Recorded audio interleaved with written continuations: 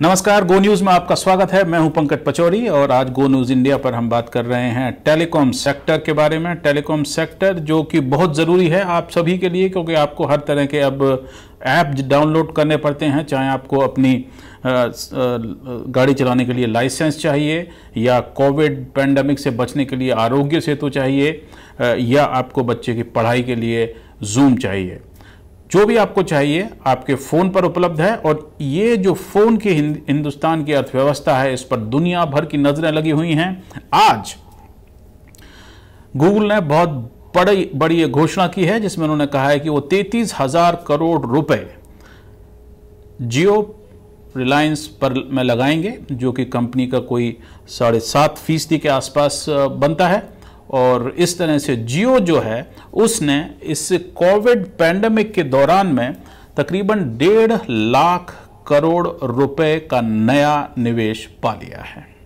तो आज एजीएम हुई, जिसमें कि रिलायंस के कर्ता धर्ता मुकेश अंबानी ने ये घोषणा की कि अब वो बिल्कुल डेट फ्री हो गए हैं, या कि उनके ऊपर कोई कर्ज नहीं है। और ये जो निवेश था, ये पूरा चक्र जो है वो खत्म हो चुका है। 5G वो हिंदुस्तान में लाने वाले हैं, जो हिंदुस्तान में ही बनेगा। और इसके साथ ही उन्होंने कई और घोषणाएं भी की हैं, और साथ ही ये भी बताया है कि जियो अब जो है वो हिंदुस्तान की सबसे बड़ी टेलीकॉम कंपनी बन गई है। कैसे? देखिए, जियो ने अब तक कोई 1 दर्जन विदेशी कंपनियों से निवेश के दौर में कम से कम 1,48,000 करोड़ रुपए जो हैं वो बाज़ार से उठा लिए हैं। और ये कंपनियां, ये वेंचर कैपिटलिस्ट हैं।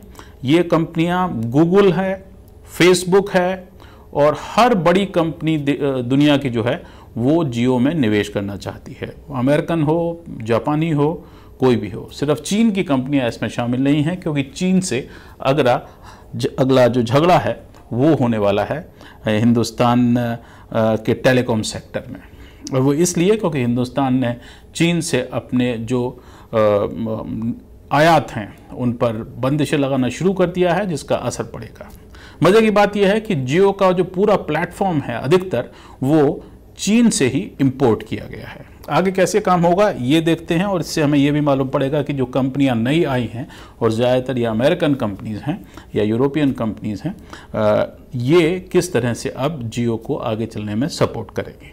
तो ये तो बात हो गई जियो की और उनकी एजीएम की, जिसमें कि आज ये साफ हो गया कि अब टेलीकॉम सेक्टर पर जियो का एक दबदबा जो है वो वर्चस्व एक तरह से कायम हो चुका है। लेकिन इसी दौरान TRAI की सरकारें नए आंकड़े आए हैं, और उन आंकड़ों में बताया गया है कि हिंदुस्तान में फरवरी से लेकर के मार्च तक कोई 28 लाख लोगों ने अपने फ़ोन जो हैं वो खो दिए हैं। जी हाँ, 28 लाख जो कुल सब्सक्राइबर हैं टेलीफोन के, उनमें कमी आई है। कैसे कमी आई है हम आपको ये भी बता देते हैं। ये इस समय देश का जो टेलीकॉम सेक्टर है उसका आंकड़ा है। उसमें आप देखिए कि इस समय रिलायंस जियो जो है वो 33% यानी 1/3 जो, और ये मार्च के आंकड़े हैं, मैं आपको बता दूं, जबकि सिर्फ 1 हफ्ता लॉकडाउन चला था। उसके बाद में ये स्थिति बदल गई है। लेकिन ताज़ा आंकड़े सरकार ने जो जारी किए हैं जुलाई के मध्य में, वो यही आंकड़े हैं। और इसमें ये आप देख सकते हैं कि मार्च के अंत तक 33% हिस्सा था रिलायंस जियो का, 28% हिस्सा था भारतीय एयरटेल का, और 27% वोडाफोन आइडिया, जिनका अभी मर्जर हुआ है, वो इनका हिस्सा था।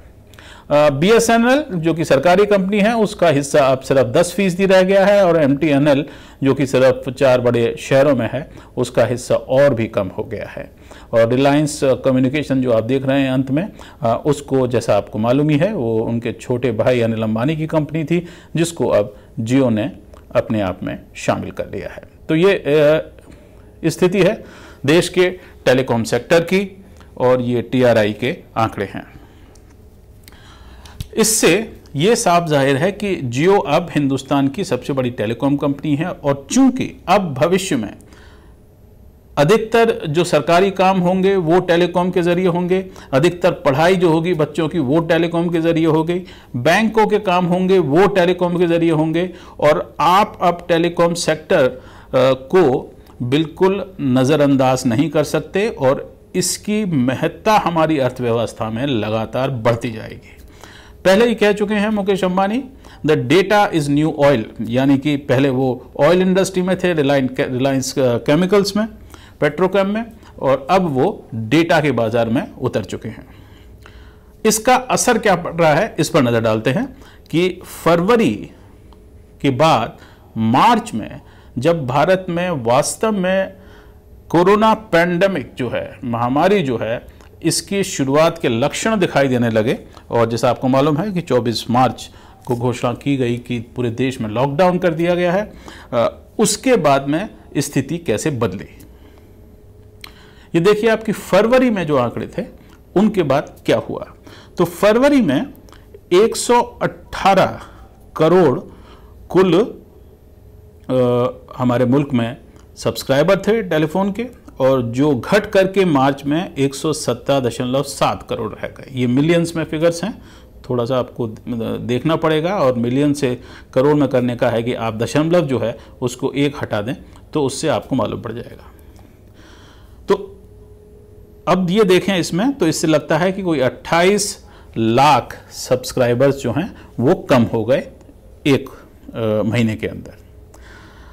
दूसरा जो आप देख रहे हैं, ये बीच में जो डंडे दिखाई दे रहे हैं आपको, ये है अर्बन, यानी कि शहरी क्षेत्रों में हालात क्या है। शहरी क्षेत्रों में ये हालात है कि 66 करोड़ के आसपास जो कुल सब्सक्राइबर थे वो घट के 65.5 करोड़ रह गए।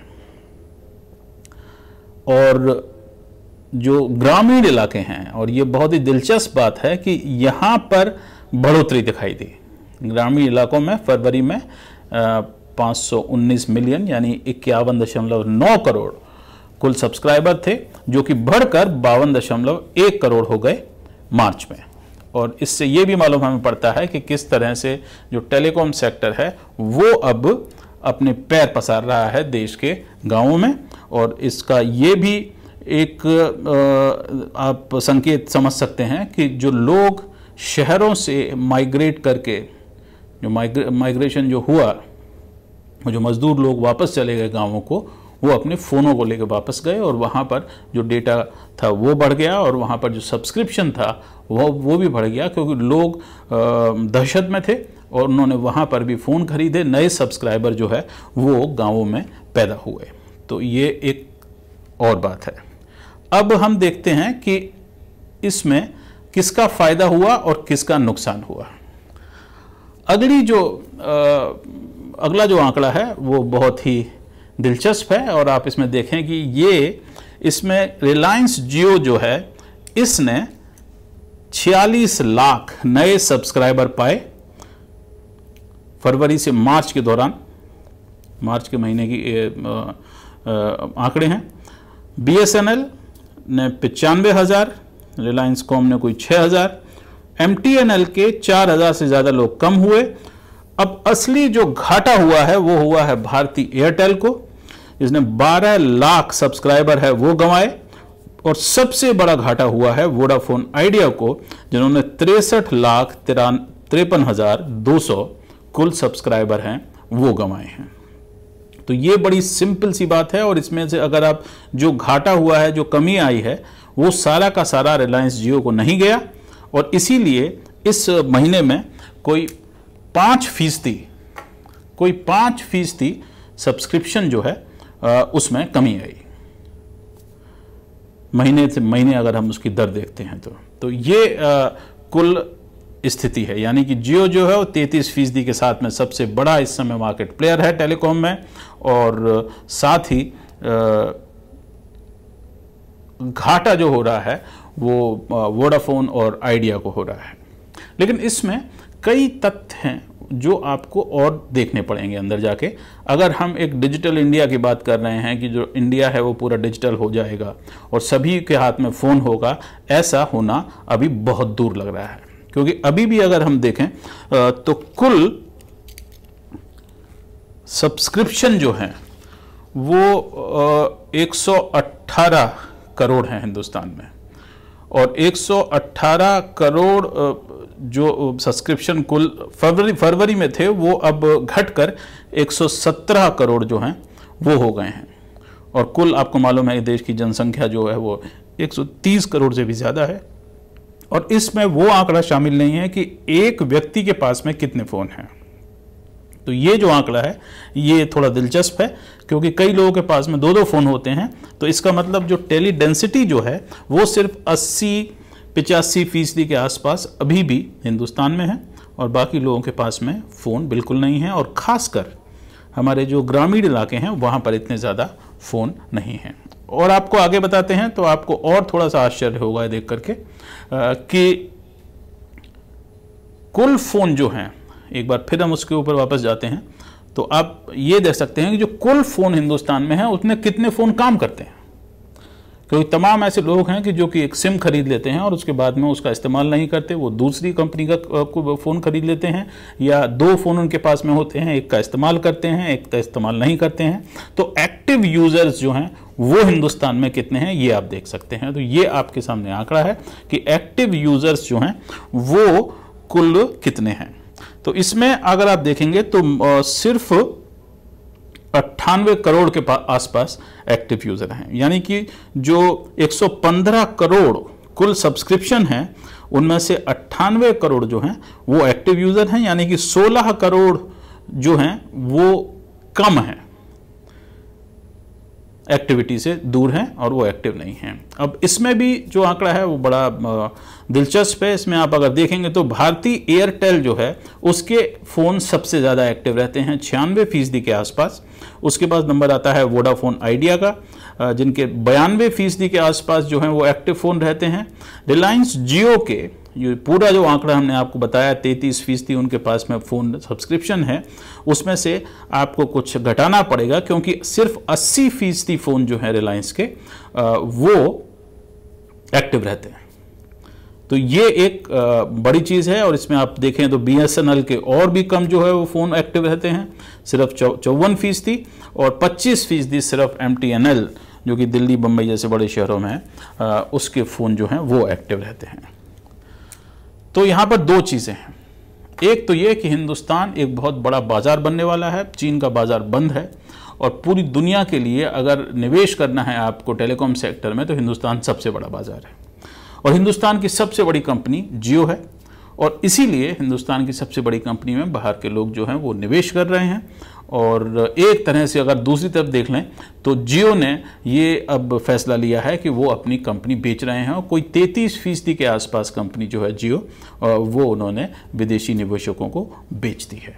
तो एक बात तो इसमें से निकल के आती है। दूसरी बात इसमें से निकल के आती है कि हिंदुस्तान में अभी भी डिजिटल इंडिया की जो हम बात करते हैं वो पूरी नहीं हो पाई है, चूँकि गाँवों में अभी भी कमी है वो बहुत ज़्यादा है फ़ोनों की। और क्योंकि कई सारे मजदूर वगैरह जो वापस गए हैं, और ये पूरा का पूरा जो इंफ्रास्ट्रक्चर है कि आप जो है बैंक के अकाउंट चला सकते हैं फ़ोन से, आप मनरेगा का जो पैसा है वो लोगों को फ़ोन से दे सकते हैं, आधार से फ़ोन को आप जोड़ सकते हैं और उससे आप सारे काम कर सकते हैं, वो अभी जल्दबाजी में संभव नहीं होगा। तो मोटी बात यह है कि कोरोना के दौरान टेलीकॉम सेक्टर हिंदुस्तान का सबसे ज़्यादा मजबूत सेक्टर बनकर सामने उभरा है। उसमें रिलायंस कंपनी जो है सबसे मजबूत कंपनी बनकर सामने उभरी है। लेकिन देखना यह है कि इसका असर हमारी पूरी अर्थव्यवस्था पर आगे चल के कैसा पड़ने वाला है, चूँकि देश में अभी भी लोगों ने अपने जो पूरे टैक्सेस हैं वो नहीं दिए हैं। सरकार को बहुत बड़ा घाटा जो है वो होने वाला है, जैसे हम आपको लगातार बता रहे हैं। आप GoNewsIndia.com हमारे वेबसाइट पर जाकर देख सकते हैं, ऐप पर देख सकते हैं, और साथ ही हमारे YouTube चैनल, Facebook, Twitter वगैरह पर आप ये सारी जानकारी लगातार देख सकते हैं। तो टेलीकॉम सेक्टर की टक्कर आगे कैसे चलेगी ये हम आपको बताते रहेंगे। लेकिन आज इतना ही। नमस्कार।